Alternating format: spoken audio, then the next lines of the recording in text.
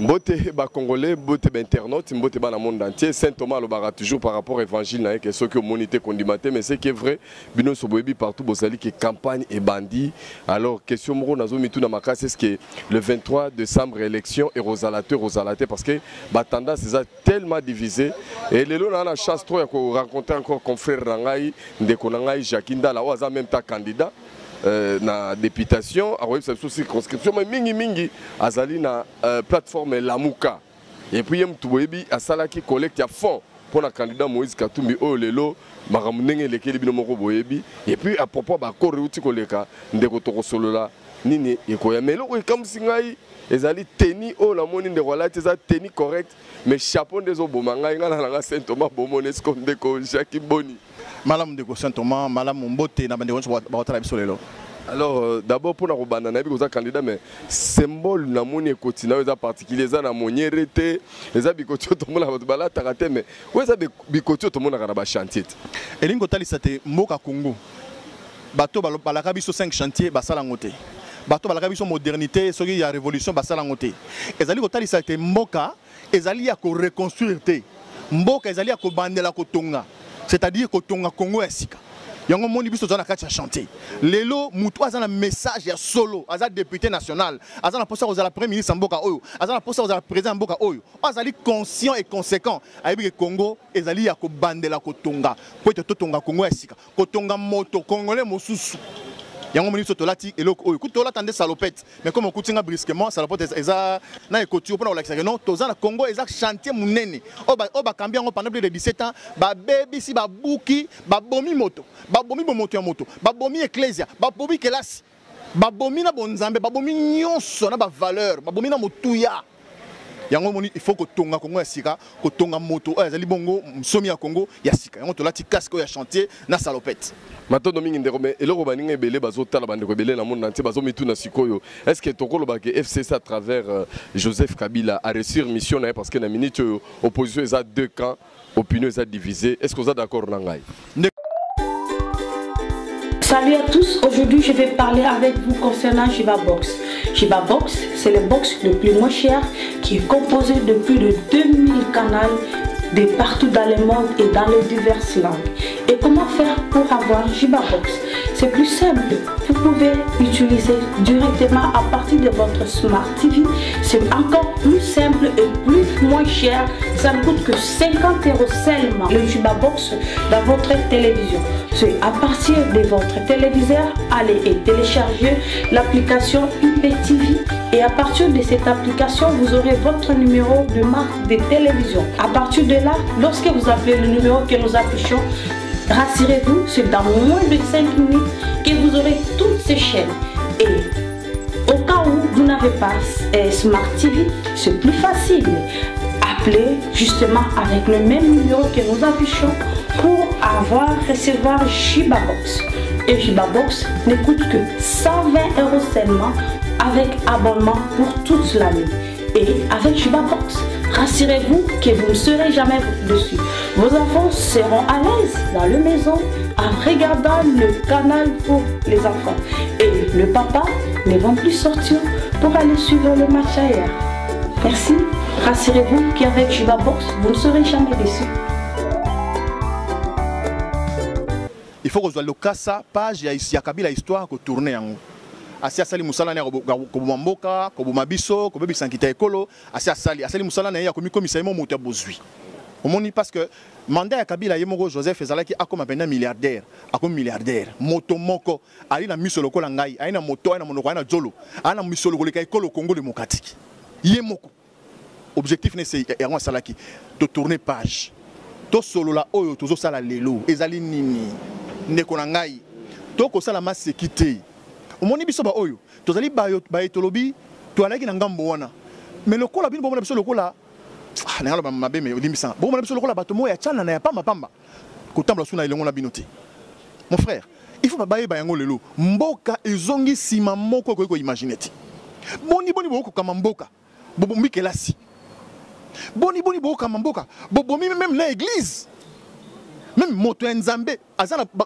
population za koto saite kofinga mikolo nyonso cardinal Mosengo kofinga mikolo nyonso pasteur mais solo ko kabila ko yiba ko chola est-ce que zali normal na mboka lokola biso oyo yango biso to lobiete oyo nyonso to kende lelo machine à voter ce qui fichier électoral baloba bandi balingi koloba processus ali ya bosoto processus ezali mabe to bandi koloba ngolo to bandi koloba nakala transition kozala te to na élection bangi to na élection congolais le 23 décembre ezali mukola mobilisation papa bima na ndako na yo kende na bureau de vote singa bulletin de vote un bulletin de vote, une machine T, mais à voter dans la machine T. Mais quelque part, on répond à la question là. Puisque on a le pouvoir tout, on est en Mboka, soit on a diviser dans l'opposition. Mais est-ce que vous avez divisé dans l'opposition? Ça, tu es d'accord avec moi? Parce que beaucoup de débloquent. Beaucoup de marques dans l'élection et on a reçu. Mais Saint-Thomas, il y a une stratégie et une stratégie au Bomat. Et là, on a réussi à Kabila abomi nyonso akaboli nyonso et même église catholique akaboli yango ba église de réveil akaboli on a zo sayo ba université ça okabwana oyebi ozana ngana kisasa ba ocho bon étudiant na université kisasa ba tuni ministre wa za kama o zo habiter le likolo ministre enseignement supérieur université ba tuni boni boni métier akufia biono moyen to pesa ba professeur ba la kisimbo ezalité pour te la position électorale azata na sonité lo bandingwana un ministre ça dit que bino objectif ya kotangisa ba na kelasi bokoki yango te bozu misolo senga bopesa balakisi bopesa on la position électorale oh bino bozo tricher bozo na bokonza mbuka donc Kabila mission na ezalaki ko komisa peuple congolais pour pauvre misérable pour biso to son niveau de pauvreté comme na niveau ya misère to ça na misère c'est-à-dire objectif maintenant Kabila tant du pouvoir na bien en tout cas ngai na boye 5 chantiers na ngai révolution de modernité ezali maintenant non pauvre peuple comme bololé na sili sa congolais valeur na yi motuya na yi bako benga na congolais bisika biso ko kende mission na ezali atteint objectif ezali a panza ba parti politique opposition a panza ngoma mike a humilier na ba leader na yango a panzi IDPS papa Tshisekedi akufi moyen bebenezo na Congo ezati toza ba africain objectif a Kabila atteint a panzi palu a humilier Mouzé Kizenga na âge ne wana incarnation za nango pour le peuple na ye a poser candidature ba éliminer ye eza humiliation. Voilà ma bé malamu o bino moni Kabila sala mboka yango wana lelo tozo na élection ezali hautement historique asa ko pesa ta population congolaise té occasion ça dit que dans un mandoki dans un mokonzi dans la police bonati ka peuple na sina lié mbongo na sina nyoko lié apona ba konzi oyo posa na sepeli donc après ça ata occasion wana té ata motema ya malamu wana té Jean-Pierre Bemba leader munene mboka oyo balongolé na ba élection Moïse Katumbi leader munene na mboka oyo balongole na élection oyo Kabila munesa pesa mboka shadari boni ko sarana batu boye boni boye qu'il est là si ça ozo seka nini ngana zo seka te na seki ndenge minimiser candidat ya FCC et pourtant que assista masolonyo sur ba stade nani 20 mètres mone tonda mais yo minimiser na banga parce que yo mto ebisa kangai na 2016 que Kabila bon surtout 2016 pour nga sous présidente je crois que soki balobi sous Chader Rabimi c'est que pour na ozala ne présidente olobi na ba prise de position na yo olobi na ngai bande wa sasa batondi ce stade Tata Raphaël ba ko soutenir Chadari mais nyon so za na kati ba stratégie na bango Kabila yebi ke soki ala lisi peuple congolais nzala ba kinote yangwana ngana kenda ina campagne na base na nga na sika songolo na esi bato na papa na ye awa na za na mbongo te na za na maïté ya solo to na besoin mbongo te na tundi bango est-ce que boza sûr so candidat FCC ye awa après so 2000 francs oza na courage orebi sa ye papa cha mbongo na poche to na poche mbongo na ote est-ce que oza na courage wana ba talani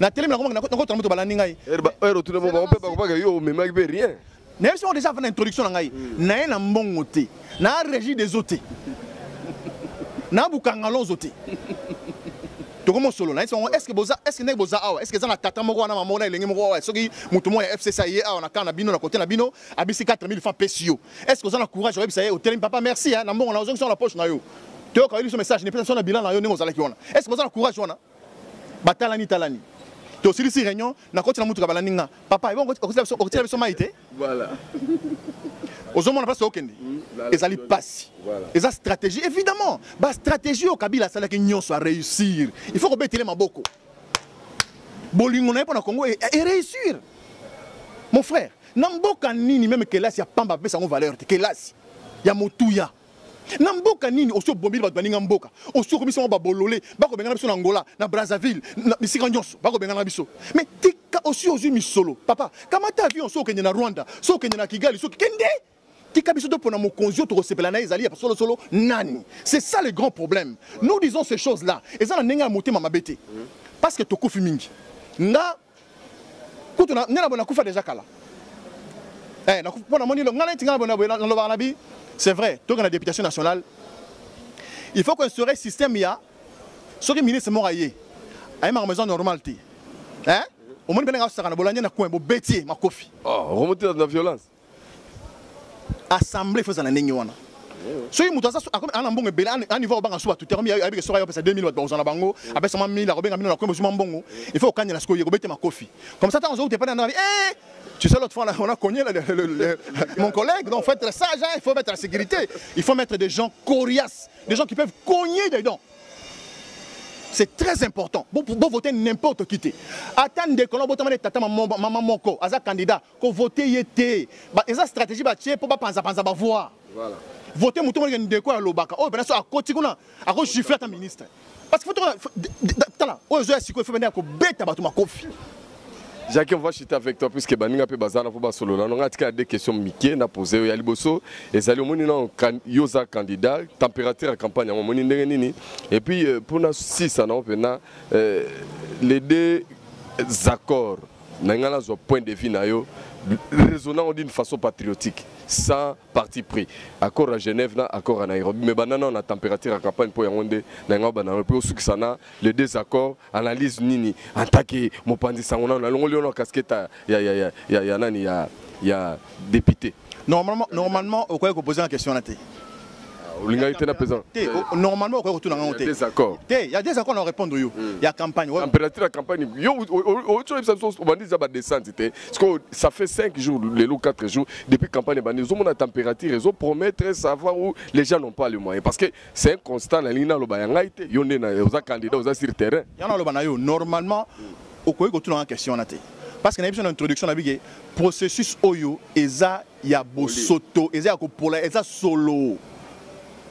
TV on est comment ya open nak mbuta tika biso tadi ozerte na biso bandeko et comment bene ya shadari et ozolo bananga to élection na condition wana bon tant on a bananga yo sexa bino na banda po yo seka ngana o sekati accord ya Genève na ya wapi ya Nairobi bandeko ba congolais tozo mitu na ba question mususu oyo ezata na sens moroti mais lelo toyoka ba Lumumba na masolo toyoka ba kasavubu na masolo toyoka ba mulele toyoka ba tobele na masolo lelo masolo zo betama lelo oyo biso tozo vivre tozo mona yango to boti bana ba robota ba koko na biso bozela kinini ba opposant ba sala ezala ki non mais attends il faut pas s'entendre mais ils ont trop d'ego mais arrêtez ces gens là les opposants ils sont pas unis d'ailleurs c'est les français milai est-ce que beaucoup en anglais la kat batu ba kei ba fandi ba bundi titi ba yokanité bazu makanisi ya ko voter ba voter bango nyonso ba voter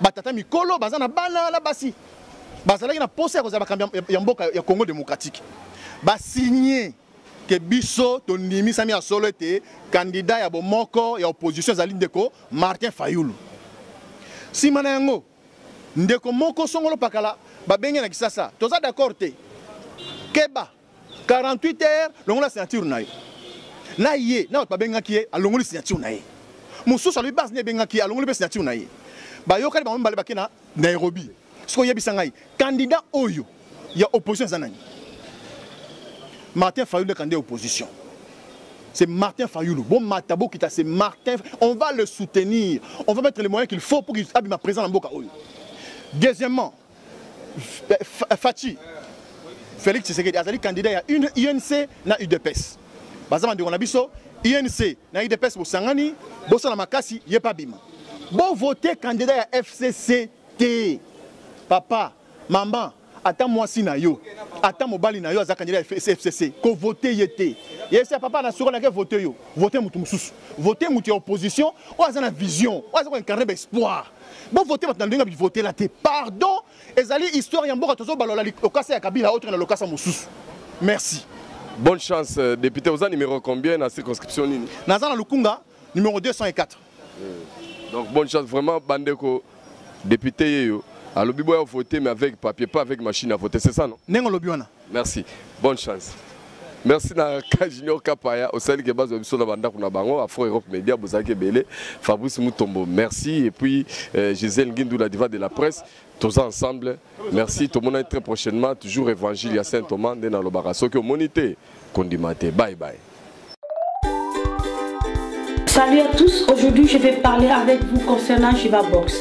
Jiba Box, c'est le box le plus moins cher qui est composé de plus de 2000 canaux de partout dans le monde et dans les diverses langues. Et comment faire pour avoir Jiba Box? C'est plus simple, vous pouvez utiliser directement à partir de votre Smart TV. C'est encore plus simple et plus moins cher. Ça ne coûte que 50 € seulement le Jiba Box dans votre télévision. C'est à partir de votre téléviseur, allez et télécharger l'application IPTV. Et à partir de cette application, vous aurez votre numéro de marque de télévision. À partir de là, lorsque vous appelez le numéro que nous affichons, rassurez-vous, c'est dans moins de 5 minutes que vous aurez toutes ces chaînes. Et au cas où vous n'avez pas Smart TV, c'est plus facile. Appelez justement avec le même numéro que nous affichons pour recevoir Jiba Box. Et Jiba Box ne coûte que 120 € seulement avec abonnement pour toute l'année. Et avec Jiba Box, rassurez-vous que vous ne serez jamais dessus. Vos enfants seront à l'aise dans la maison en regardant le canal pour les enfants. Et le papa ne va plus sortir pour aller suivre le match ailleurs. Merci. Rassurez-vous qu'avec Jiba Box, vous ne serez jamais déçus.